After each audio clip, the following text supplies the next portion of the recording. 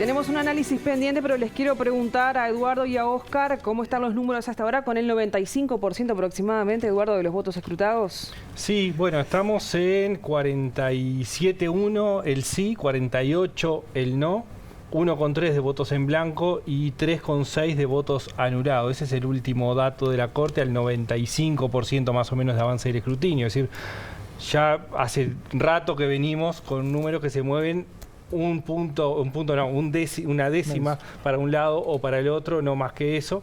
Por lo tanto, prácticamente estos son los datos oficiales a la espera de los votos observados, pero que hoy la diferencia entre el voto por el no más el voto en blanco es mayor que la totalidad de los votos observados. Por lo tanto, si esto sigue así, no habría que esperar los votos observados, sino que ya quedaría definido que la ley se mantiene sin necesidad, incluso bajo el supuesto de que todos los votos observados fueran para el sí. Es decir, claro, tampoco en ese supuesto, que no es habitual ni mucho menos, podría darse el otro resultado. ¿Alguna otra particularidad, Óscar, para destacar de estos números?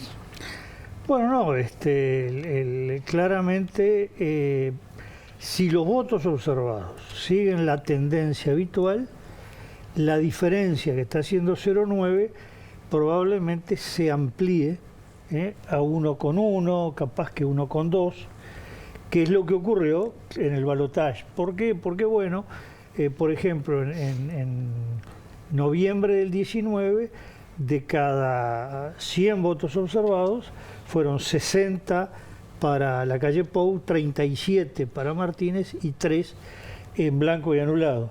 Y esa es una proporción que también se dio en octubre en cuanto a los bloques, y es bastante estándar que la izquierda siempre tiene un porcentaje un poco menor en los observados que en el conjunto. Una gente que me escribía ahora el alto porcentaje de votos anulados y me explicaba. Sí, no, a ver, hay una cosa que es la siguiente. El voto anulado está dando 3,6. El voto anulado más en blanco, en octubre del 19 da 3,6. Es decir, ¿qué es lo que ocurre a nuestro entender por cifras nada más? La gente entendió al final, le cayó la ficha, que votar en blanco era votar para un lado, en favor de la LUC. El que vota anulado dice, yo no quiero saber nada, ni, y que ni era solo anulado. Mientras que en una elección normal tanto da, lo mismo anulado que en blanco. Y además hubo una campaña informativa que no confunda, el voto anulado es si es así, si es de esta otra manera es en blanco, y claramente los números dan a entender que la gente, el bloque voto anulado sigue siendo el mismo. Entendió que se equiparaba el anulado aquí al blanco de las elecciones nacionales. Al anulado más en blanco. Al más en blanco. ¿No? Entonces dio lo mismo. Y el 1,3 de voto en blanco, ahora sí, es un voto claro de gente que está por la LUC y no quiso apoyar al presidente. Esto además se vio en alguna gente que se expresaba a favor del voto en blanco, tanto a nivel de medios como a nivel de entrevistas. Es decir, que ese es un voto distinto al voto neutro y distinto al en blanco. Está claro. De hace 2 años. Eduardo, tenemos que esperar, decías que no, los votos observados no se necesitan para saber el resultado final, pero sí para saber si el voto por no, sin los votos en blanco, le ganan al sí. Bueno, si suponemos un comportamiento habitual, no. Si hubiese algo extraño, sí, porque matemáticamente podría darse. Pero hoy la distancia, en este momento, son unos 20.000 votos a favor del no. Pero además, si tomamos en cuenta, porque la pregunta es, ¿el no contra el sí o el no y en blanco contra el sí? No, el no contra el sí. El no contra el sí son unos 20.000 votos de diferencia en este momento, y tenemos 34.000 y pico de votos Tendría que ser observados. Muy grande la tendencia. Tendría que darse más de un 2-1 a favor del sí, que no es el comportamiento habitual. Y si se mantiene la tendencia, el voto por no estaría un 1% por debajo de lo que votó la coalición de gobierno en las elecciones. Lo que votó la calle Pou en la segunda vuelta. En la segunda, calle Pou en la segunda. La calle Pou en la segunda vuelta. Sí, un poquito menos probablemente si los observados siguen la tendencia habitual, sería un 0,8, 0,7, pero lo que a esta altura parece claro, si no hay algún cambio de comportamiento, que el no está por debajo del resultado que obtuvo la calle Pou al llegar al balotaje. Solo el no, sin sumar los blancos. Sí, bueno, claro, pero Claro, el porque blanco tampoco no los era blancos un- entonces se puede interpretar como un no voto. era un voto Está claro. interpretable a favor de la calle Está Pou. perfecto. Yo no estoy hablando de la LUC, no estoy hablando del resultado No, jurídico. no, está clarísimo. ¿No? Está clarísimo. Y ahí da la impresión que, bueno, es un retroceso. Es un retroceso. Es un retroceso. Esto está fuera de discusión, ¿no? Sí, así tan claro, Oscar. Y sí. Digo, porque uno podría decir, ¿no? Habiendo avanzado, ya lo hablamos en otro bloque, ¿no? Habiendo avanzado, que avanzó en el gobierno, habiendo tenido la pandemia, que le jugó a favor, en fin. Pero a pesar de eso, solamente pierde un 1%, ¿no? Sí, pero esto sería válido en un periodo normal, sin la pandemia. Sin la pandemia. Sin la forma Sí. en que posicionó la pandemia el presidente. Sí. Ojo, en Uruguay, en Alemania, Sí, en la India, en sí, Japón, sí. porque hemos visto Sí. encuestas de Todos nos 14 preguntábamos- países. Perdón, todos nos preguntábamos al comienzo de la pandemia si iba a terminar siendo a favor o en contra del Claro, gobierno, ¿no? bueno, Entonces terminó a preguntábamos eso, favor claro. por la forma en que lo manejó, la forma en que se manejó su imagen, los resultados que obtuvo el país, sin ninguna duda, este referéndum, desde el punto de vista socioeconómico, no cae en el mejor momento para el sí. No es un país que esté ferozmente enojado, ¿no? Un país que se ha tranquilizado. Esto es un buen escenario para el no. Entonces, no nos parece que corresponda científicamente analizar esto como una elección que en los 2 años necesariamente hay que retroceder, porque realmente el gobierno ha empezado en estos últimos meses como elemento más Cuestiones discutible, desgastantes, ese tipo de discutible. cosas. No repasé cuando dije lo del no respecto de los votos de la calle, los del sí respecto del Frente Amplio, entonces ¿cómo sería? Tal cual está. Y está al Frente Amplio Igual, o estaría- a Daniel Martínez. Bueno, a Daniel Martínez, correcto. No, pues no es lo mismo. No, ya sé que Respecto no es a lo mismo, Daniel sé que no es lo Martínez, mismo. Daniel Martínez. está en este momento un 0,1 por detrás de lo que fue el primario. Ajá. Si suponemos que el comportamiento de los observados es similar, va a terminar probablemente en 0,1 detrás de lo que obtuvo Daniel Martínez. ¿Y esa valoración? a su Bueno, no, juicio? la valoración es que la izquierda, que salió golpeada, porque ahí sí cabe esperar un retroceso, porque no solo perdió el gobierno, sino que además en esa pérdida de gobierno se notó, por lo menos, hasta que aparecieron las firmas para la LUC, como algo que estaba deprimido, Sí. ¿no? Se le soltó la mano. que estaba golpeado. Fue un golpe que lo dejó al groggy. lo que- dejó bueno, groggy. para dejarlo groggy, efectivamente. Y bueno, lo que está demostrando esto que por lo menos queda igual. Y que la diferencia entre lo que podría ser el voto actual de la izquierda o del Frente Amplio y este 47% es lo que logró la izquierda entre octubre y el balotaje. Es decir, ese voto que la izquierda todavía no logra capitalizar electoralmente para partidos de izquierda, que gente que está más hacia partidos de coalición, pero no hacia el oficialismo puro, no hacia el presidente. Sí, ¿no? sí. Y ahí hay colorados, algunos Sí. blancos, disconformes. Y ahí hay otro plano más del análisis que tiene que ver no tanto con la cantidad de votos, sino con la cuestión del espíritu que le impulsa a la oposición a este resultado, ¿no? O sea, Bueno, fue un empuje el a ver. conseguir las firmas y es un empuje nuevo esto, ¿no? En términos futbolísticos, sobre el cual no tengo capacidad para opinar, pero es lo que uno siente cuando va perdiendo e hizo un gol. Bueno, al diablo, ya empiezo a pelear el partido, Está claro, ¿no? está claro. Y lo mismo para el gobierno, estar ganando y le viene un gol que lo deja al diablo. Ahora me pueden empatar, digamos. Lo traduzco muy No, simplistamente, está que bien. no es mi estilo. Pero realmente cambia el ánimo de la oposición y tendría que cambiar el ánimo del oficialismo y del elenco presidencial.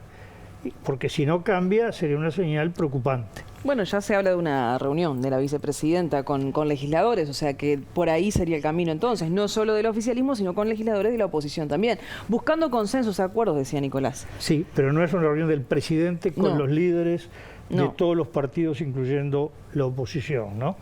es un escalón menor que sitúa, me parece, como que los acuerdos son del plano legislativo y no de gobierno. ¿Qué está pasando con la coalición? El entender que la coalición funciona haciendo acuerdos en el Parlamento para aprobar leyes y no para acordar las decisiones de administración, de gobierno, de política exterior. De hecho, pasó con la ley de urgente consideración. La ley de urgente consideración va del Ejecutivo sin haber discutido con los socios de la coalición. Sí presentada, pero no discutida. Y la discusión sobre la ley se da en el plano legislativo. Y así ha sucedido también con el presupuesto, con la rendición de cuentas, es decir, hay poca negociación afuera y se centra la discusión parlamentaria, y de hecho hoy en la tarde, cuando el presidente habló, también habló en esos términos de que la resolución se había dado y que en la democracia la mitad más uno de los votos en el Parlamento le daba la posibilidad de aprobar la ley. Es decir, centra la discusión política en el ámbito parlamentario y no a nivel dirigente bueno, básicamente dirigente, es decir, de las altas dirigencias de los partidos de la coalición y con la oposición. De hecho, de las pocas reuniones que ha habido de ese estilo fue cuando presentó la idea del TLC con China.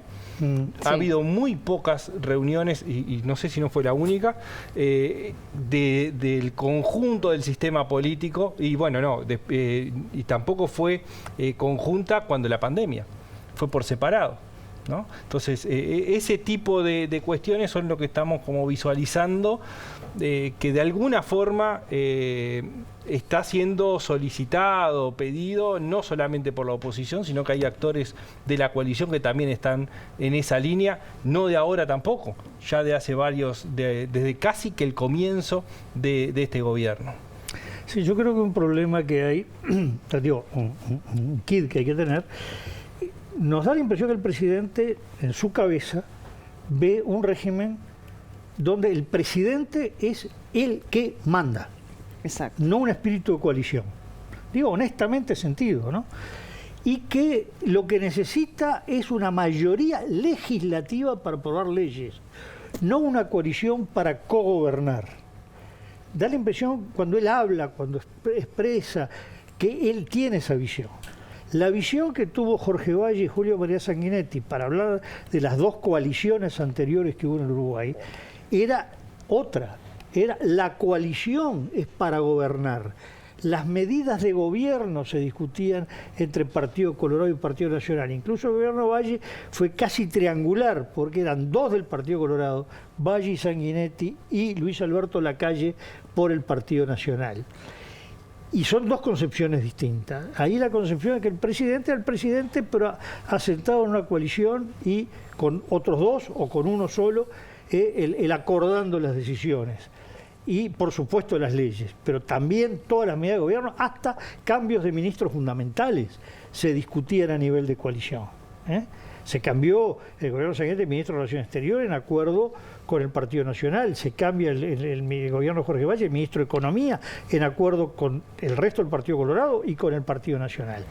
Y en cambio aquí la concepción es más de un modelo como es Estados Unidos. El presidente gobierna por sí solo, nombra, remueve a los ministros, toma las decisiones y necesita, allí se le dice Congreso y no Parlamento, necesita el Congreso cuando necesita aprobar las leyes o obtener lo que en Uruguay se le dice una veña, una anuencia, le dicen allí. Entonces son dos modelos distintos. Y la idea que tenemos nosotros es que el presidente está muy convencido de ese modelo, digamos, presidencial puro de tipo norteamericano y no del modelo uruguayo que viene de 1934, que es definido como un modelo semiparlamentario. Bien, queda pendiente todavía. Querían aportar algo de la campaña porque Iturralde lo puso sobre la mesa en la entrevista que le realizábamos. ¿Algún balance de lo que fue la campaña en el marco de este referéndum? No, sin duda yo creo que es de las peores campañas que podemos recordar. Totalmente. En cuanto a nivel de discusión, a agravios, y creo que acá nadie puede tirar la piedra para el otro lado. Digamos, ni del sí contra el no, ni del no contra el sí, porque hubo de los dos lados un nivel malo, a ver, con excepciones, con muchas excepciones, ¿no? Y sin dudas, con debate de alto nivel en algunos casos. pero las campañas en sí tuvieron un nivel bajo, y creo que hay un elemento importante que hace a cómo se desarrollan las campañas, que son las redes sociales, ¿no? Ahora, las redes sociales por sí solas es lo que pasa en las redes sociales y en determinado nivel. Lo que estamos viendo es que las redes sociales hoy sirven como un elemento de posicionamiento político, no por lo que pasa en las redes, sino por lo que se replica después, que son los medios de comunicación. Es como un agravio en Twitter es levantado por los medios de prensa e incluso es motivo para una entrevista central por un agravio. Cuando en el origen era al revés. Era al revés. Las redes se levantaban de los medios, bueno. ¿no? Ahora los medios se hacen eco de las redes. Y en Uruguay hemos visto comunicados oficiales solamente en Twitter. Sí. Los ministros se pronuncian y responden solamente en Twitter. Bueno, el presidente anunció cambios de ministros en Twitter. En Twitter, ¿no? Es una... Bueno, pero claro, el tema es que el nivel de discusión en Twitter suele ser más agresivo, ¿no? En términos generales, Sí. en política también, no en Uruguay, en todo el mundo donde se desarrolla, En todo el mundo. pero si una discusión agraviante en Twitter es motivo de replicarse en los medios tradicionales y de posicionamiento político, es un incentivo para que eso se lleve adelante. Pero además, Eduardo, ¿no? O sea, no podés desconocer la realidad de las redes, la realidad de la tecnología hoy, la realidad de los medios de comunicación, pero es que eso atente contra la liturgia de la institucionalidad. Ese es el punto. Sin dudas. Sin dudas. Bueno, entonces la campaña creo que en realidad lo que deja es un nivel malo y en cierto tono o cierto grado de preocupación de cara a lo que se viene. No solamente elecciones 2024, sino el vínculo político, de diálogo, de esto que venimos, porque discursivamente hay un conjunto de actores convocando al diálogo, pero que no se condice con otras acciones que se están llevando adelante. Y porque tenemos temas gravísimos Sin en el duda. país que hace décadas que se arrastran, ¿verdad? Sin Que duda, de fondo. reclaman por un acuerdo partidario urgentísimo, ¿no? Sí, además hay que tener en cuenta que hay que analizar que hay dos periodos, o dos tiempos. Uno es el tiempo donde el diálogo es conveniente, pero no imprescindible, que es qué hace el gobierno o qué leyes se aprueban desde mañana, 28 de marzo, hasta fin del 24 o comienzos del 25. Pero el otro tiempo es que hay temas para discutir y resolver que van a atravesar muchos gobiernos. Por ejemplo, la seguridad social. Claro. Y ahí que una mayoría se arriesgue a hacer reformas de fondo sin consenso global, consenso no es unanimidad, pero sí, un consenso amplio. Amplísima mayoría, diciendo, bueno, yo tengo mayoría, es muy riesgoso para el futuro de un país. Entre otras cosas, porque si se modifica algo trascendente, que implique incluso que pueda haber inversores, lo que sea, por una mayoría contra una minoría, dice, pero el diablo, ¿y esto se mantiene después del 24? Totalmente. Hay una retracción a la aceptación de esa ley. Le recuerdo un ejemplo, la reforma con las AFAPs, por ejemplo. El solo hecho de que el Frente en una campaña electoral estuviera chichoneando con ir para atrás, eso preocupaba mucho a los empresarios, se preguntaban qué iba a pasar, ¿no? O sea, eso afecta enormemente la confiabilidad de la inversión. Exacto, pero y aún en cosas que no son leyes, en materia política exterior, hay una cosa que es esta, se sabe que Brasil cambia de un extremo al otro y cambia 1%, un grado, la política exterior. Itamaraty no se mueve. Itamaraty, las Fuerzas Armadas, los intereses económicos. Brasil se mueve en un ángulo chiquitito, con un sentido de potencia imperial que ha sido siempre el auto sentido de Brasil y el real también. Vamos por partes. En cambio, si un país chico como Uruguay necesita todavía más ser predecible, y si no se consensúa la política exterior, se devalúa en el mundo el país. El Uruguay ha tenido fortaleza cada vez que ha demostrado más que detrás de la decisión había cierto consenso. Supo ser política de Estado. Bueno, supo ser e incluso con diferencias administradas. Diferencias, es decir, bueno, en general el gobierno opina esto, nosotros tenemos este matiz, pero el gobierno no se va a determinados límites. La forma que Uruguay se posiciona en la guerra de Irak de George W. Bush, la segunda, fue un arte que hizo sobre todo acá la Cancillería dirigida por Diego Perti, que si bien no recogió el planteo de la oposición del Frente Amplio, tampoco fue la oposición tajante de apoyo a Estados Unidos que quería Jorge Valle. Fue una cosa que decía, bueno, ¿qué es un consenso? Un consenso no es que todos estamos de acuerdo con todo lo que se dijo, sino que lo grueso lo podemos compartir. Y eso, por ejemplo, se logró con la declaración de Uruguay, sobre todo la expuesta por Felipe Paulillo en Naciones Unidas, la declaración oficial de la Cancillería, con la guerra de Irak. También es verdad que el gobierno uruguayo y la Cancillería se sentía sostenida porque la posición de Brasil, con Fernando Henrique Cardoso, no con Lula, y la posición de Argentina también eran convergentes. Entonces era el Mercosur que giraba ahí. Estamos hablando que no eran leyes, eran posiciones declarativas del país y adoptadas en Naciones Unidas. Y acá vimos que hubo votos, como en la OEA, en Naciones Unidas, sobre el tema de la guerra Rusia-Ucrania, que no fueron, bueno, para empezar un vaivén en la OEA, pero que además no fueron consultadas a el resto de la coalición. No estamos hablando de búsqueda de consenso por una política de Estado, ni siquiera una política de coalición, y hemos visto, Twitter mediante, que uno diría la mayoría del Parlamento no va por lo que votó Uruguay. Volvemos a lo que mencionabas hace instantes, es el Poder Ejecutivo, es el presidente el que decide sin consulta a sus socios. Sí, además la idea que los ministros, que es el modelo norteamericano o mexicano o argentino, el presidencial puro, son como auxiliares del presidente. Cuando el modelo uruguayo es que son miembros del Consejo de Ministros al igual que el presidente. Más aún, la Constitución establece la posibilidad que el Consejo de Ministros se empate y en ese empate el presidente sea uno más y ahí dice que en caso de empate tiene doble voto y puede desempatar. Pero está previendo que pueda perder en el Consejo de Ministros. Es decir, que los ministros no son inferiores al presidente. Ese es el diseño uruguayo. ¿En cuánto avanza el escrutinio, Eduardo? ¿Tenés por ahí la cifra que habíamos quedado en el 96,7, 96,8% de avance. Y los números siguen estando ahora 47,0, 48,1, que son los que ya están en pantalla. Sí.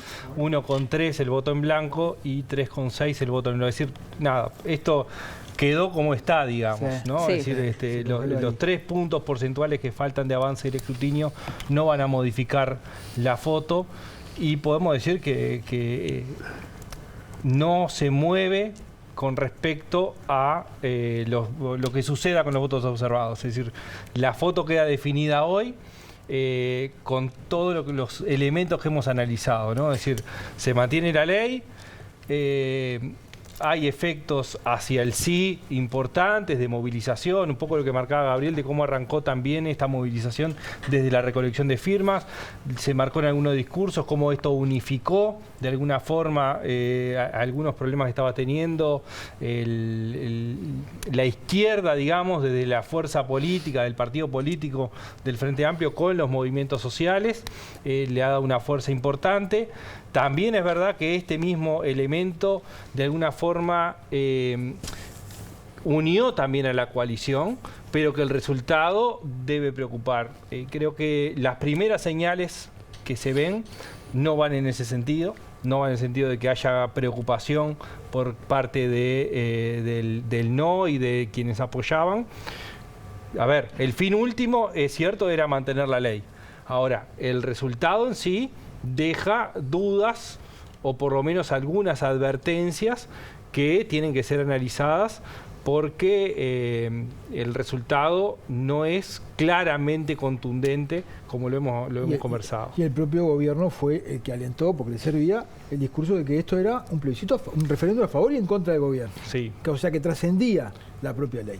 O sea que se tiene que hacer cargo de ese propio discurso, ¿no? Sin dudas. Sí, si me permitís, yo diría que lo que ha sido claro hasta ahora de hablar de victoria ha sido de figuras del Partido Nacional y del Partido Colorado, Sí, no de toda la coalición. es verdad, es verdad. ¿No? Hay que esperar otros Sí, pronunciamientos. está bien. Y veíamos también, bueno, que se encargó en el marco de este discurso que hace el comando del sí, de que es la figura de Fernando Pereira el que lidera esta oratoria, porque mencionábamos que no veíamos figuras políticas, sino más bien sindicales, ¿no? ¿Con quién está? La presencia ahí de pocas figuras que tenían que ver con la coalición de izquierda y sí con esas organizaciones sociales que impulsaron de alguna forma esta campaña por el sí.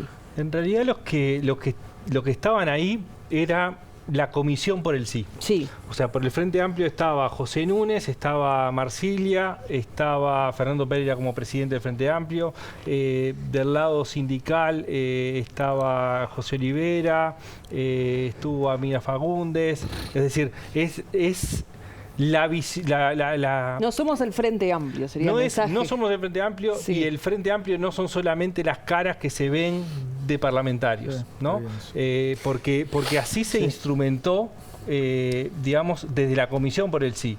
Que no quiere decir que después esas caras, que también fueron notas aparte y participaron en los debates, no estuvieran. Sí. Pero estaban las figuras que participaron en la Comisión por el Sí.